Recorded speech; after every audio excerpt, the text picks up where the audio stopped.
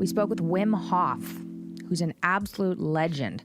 Wim holds 26 world records for performing unbelievable feats of human conditioning and breaking barriers that science did not believe possible. And so many more challenges outside in hostile temperature environments, like beyond the polar circle, run a full marathon in your shorts, or swim record distances under the ice, just breath hold in shorts, go Kilimanjaro, also bare-chested in record times, go climb Mount Everest through the death zone in shorts all. I mean, that's the naked truth of our body. I'm having all sorts of trouble regulating my physiology for a variety of reasons. I'm very ill, and I'm very interested in your accounts of psychophysiological integration in Is that it light. autoimmune? It's damage from medication. Like neurological damage. I can't stop myself from moving. So do this breathing technique because it works deeply on a reset of the neurology. Can you show me? I will show you. Okay. First, I explain. Okay. The working principle of this breathing technique is that we alkalize the body. We bring up the pH level so much, like we spike it to 8. That is not good, but it only spikes. It only spikes, and that activates the adrenal axis. They found out that the adrenal axis is spiked because of the pH spike we give it to the body. I will take the telephone, then see how long. You're going to stay first round 90 seconds after the exhalation without air in the lungs for 90 seconds. No force. Keep on going. The mind goes with the breath. Don't mind about nothing else but your breath. Let it go and stop after the exhalation. The carbon dioxide has been blown off. pH level is really high. There is no trigger to breathe. Only the brain could reflex, but don't. Just be in the peace. It's the parasympathetic nervous system. Because you are right now in deep, deep stress, but you are tranquil. It's a paradox. Fully in, and hold, fully in, hold, squeeze it to your head. 3, 2, 1, let it go. There we are.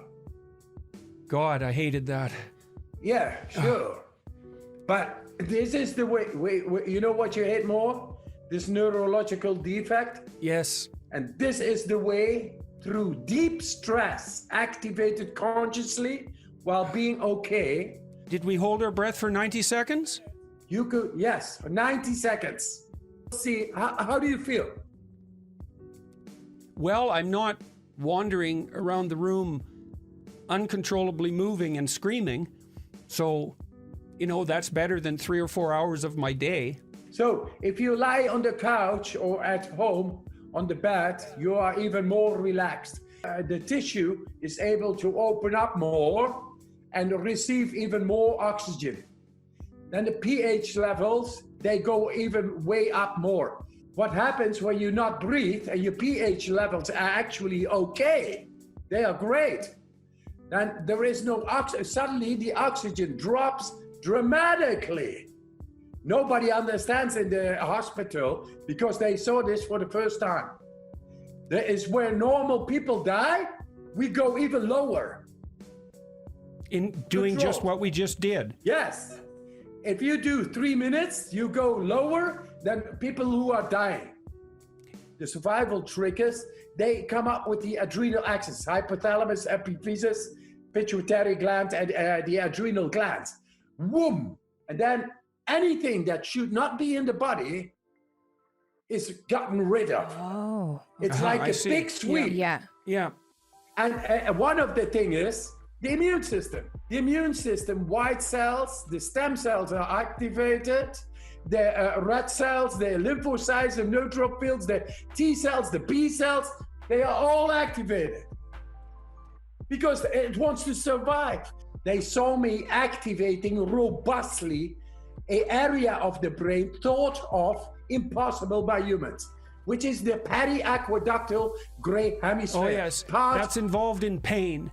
endocannabinoids, the opioids and the cannabinoids. There's an opioid crisis in the world. We found a way how to willfully activate that area. So if we have anxiety, depression, psychosis, then something is not working well. How to bring back balance? This one doesn't. Yes, the cold therapy trains the cardiovascular system. Killer number one in society. What is it? Cardiovascular related diseases. Why? Because we wear clothes all the time. Millions of little muscles suddenly are stimulated. They begin to optimize. Then the blood flow goes a lot better through the system. That is number one. It reaches a lot better our cells with oxygen, nutrients, and vitamins. That's why a cold shower gives you energy. Then the second thing, if you regularly, you begin with 30 seconds, then you do 45 seconds, 1 minute, 1 minute and a quarter, etc. You go up to 2.5 minutes. What happens that the heart rate, when all these little millions of little primitive muscles in the hundreds of thousands of blood vessels inside are activated, optimized, then the heart rate suddenly doesn't need to compensate for the loss of the vascular condition. And then the heart rate will go down with 20 to 30 beats a minute, 24 hours a day. You see what kind of stress that would be? If you have a weak vascular system in tone, then it takes maybe years, maybe 10 years, maybe 20 years, but it will take its toll. Because the heart rate, when it goes up, it triggers directly the liver to release cortisol and glucose. It's like you are in fight and flight. Because the function of our accelerated heart rate is to pump glucose and adrenaline through our system the fast as possible. And then after 10 days, you like to begin with cold, which is better. Why? Because then your mind comes into play. Because you know you are going into the cold. Then you connect with the stress mechanisms inside yourself. You become stronger when you know you are facing danger. It's always comfort, comfort, comfort, comfort. No, seek discomfort. Then discomfort becomes power. That's the point where you are learning. And there you get new power.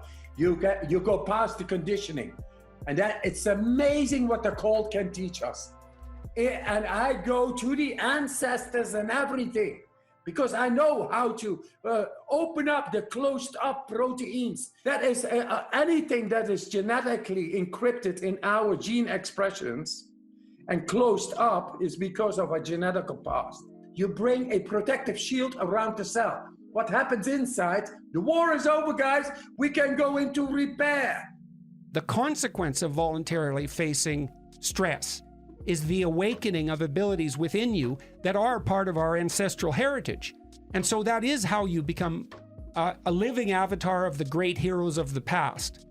But it never occurred to me that you could find high stressors of a say physical type so close at hand. I never really put that together. The idea that cold stress, for example, would be sufficient to start that process. What about heat stress? I found saunas were actually useful for me.